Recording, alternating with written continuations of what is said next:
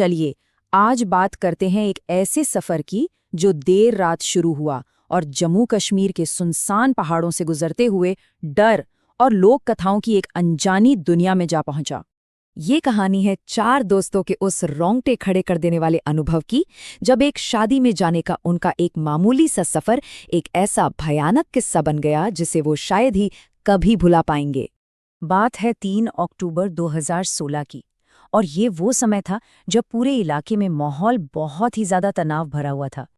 देखिए, कुछ ही दिन पहले उरी में हमला हुआ था और उसके जवाब में भारतीय सेना ने सर्जिकल स्ट्राइक की थी, तो माहौल अब समझ सकते हैं कितना ज्यादा गंभीर था।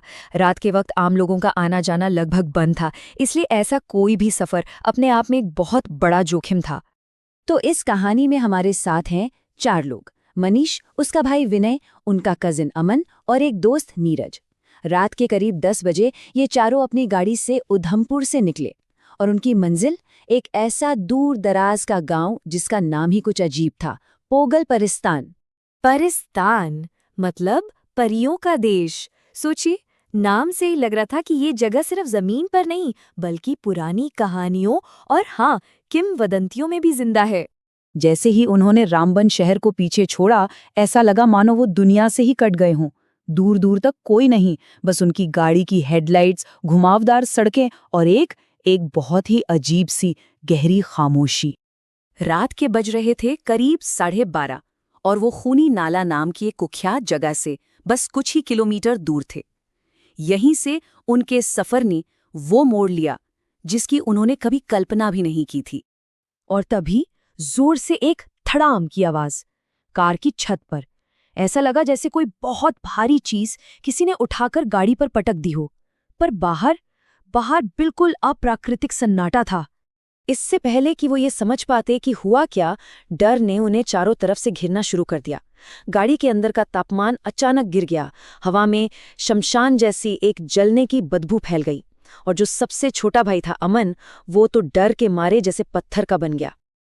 अब इतने डर के बाद भी नीरज, जो गाड़ी चला रहा था, उसे लगा कि इंसानियत तो दिखानी ही चाहिए, शायद सच में किसी को मदद की जरूरत हो। और यही सोचकर उन्होंने अपनी गाड़ी उसी नाले के ऊपर बने पुल पर रोक दी। जैसे ही वो पैदल आगे बढ़े, उस औरत का चेहरा, यकीन मानिए, एक खौफनाक शक्ल में बदल गया और एक बहुत ही धीमी, डरावनी आवाज में वो बुदबुदाई, चलो, कोई तो रुका। और फिर वो औरत और उसका वो बेहोश पति उनकी तरफ बढ़ने लगे। वो सब जान बचाकर वापस गाड़ी की तरफ भागे। वो दोनों उनकी कार की खिड़कियों को पीटने लगे। नीरज ने जैसे तैसे गाड़ी आगे बढ़ाई, तभी वो आदमी कूदकर बोनट पर आ गया। लेकिन जैसे ही गाड़ी पुल के आर हुई, वो साया गायब हो गया। पर गाड़ी के अंदर का खौफ वो तब और बढ़ गया जब अमन ये सब देखकर सदमे से बेहोश हो गया। अमन को जैसे तैसे होश में लाया गया। सब ने एक दूसरे को समझाने की कोशिश की कि शायद ये कोई वहम था, अंधेरे का धोखा था। लेकिन उन्हें क्या पता था कि असली खौफ तो अभी शुरू होने वाला था। उन्होंने हॉर्न बजाया, लाइटें मारी, पर वो हिला तक नहीं। और जब उन्होंने तेजी से गाड़ी उसके पास से निकाली, तो वो घोड़ा और सवार बिना किसी आवाज के जैसे हवा में तैरते हुए किनारे हो गए। खुरों की कोई आवाज नहीं, कुछ भी नहीं। और यहीं से शुरू हुआ एक ऐसा सिलसिला जो कभी खत्म ही नहीं हो रहा था। उसे पार करने के ठीक 2 किलोमीटर बाद वो घुड़सवार फिर से सड़क के बीच में खड़ा था। वही आदमी, वही घोड़ा। उन्होंने फिर उसे पार किया और ठीक 2 किलोमीटर बाद वो फिर वहीं था। 1 बार, 2 बार, पूरे 6 बार ऐसा हुआ। अब ये कोई इत्तेफाक तो हो नहीं सकता था। साफ था, कोई अनदेखी ताकत उनके साथ एक भयानक खेल खेल रही थी। छठी बार जब उस घुड़सवार से सामना हुआ, तो जो अमन अब तक चुपचाप डरा हुआ बैठा था, वो अचानक बोला। पर आवाज उसकी अपनी नहीं थी। उसकी आवाज में एक बूढ़े आदमी की भारी आवाज मिली हुई थी और उसने कहा, ये तो बस शुरुआत है, आगे आगे देखो होता है क्या। साफ था, उस पर किसी चीज का साया था। नीरज तो अब पागलों की तरह गाड़ी भगा रहा था। लेकिन अब ये सिर्फ कोई डरावना साया नहीं था, अब बात उनकी जान पर आ गई थी। एकदम सुनसान इलाका, और तभी गाड़ी का पिछला टायर पंक्चर हो जाता है। अब उस घने अंधेरे में मनीष और नीरज को टायर बदलने के लिए बाहर निकलना पड़ा। और कार के अंदर कौन था? विनय और वो अमन जिस पर किसी का कब्जा था। उन्होंने जैसे ही पंक्चर टायर उतारकर जमीन पर रखा, एक ऐसी चीज हुई जिस पर यकीन करना नामुमकिन है। वो बेजान टायर अपने आप जमीन से उठा और लुढ़कते लुढ़कते अंधेरे में गायब हो गया। और वो टायर 3000 फुट गहरी खाई में गिरा, पर एक आवाज तक नहीं आई।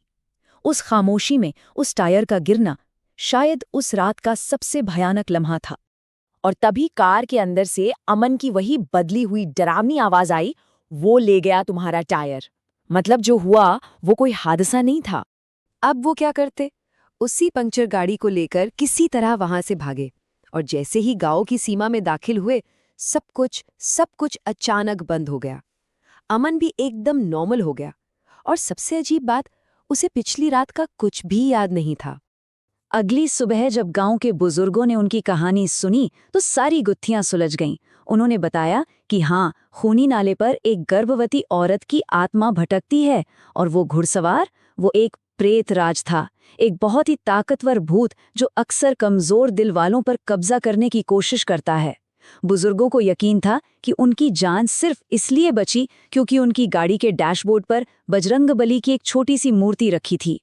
ये घटना हमें ये सोचने पर मजबूर करती है कि दुनिया के दूर दराज कोनों में सदियों पुरानी कहानियां सिर्फ किस्से कहानियां नहीं होती, वो उस जगह के माहौल का, वहाँ के इतिहास का एक जिंदा हिस्सा होती हैं, जो कभी-कभी हमारी आज की दुनिया से ऐसे भयानक तरीकों से टकरा जाती हैं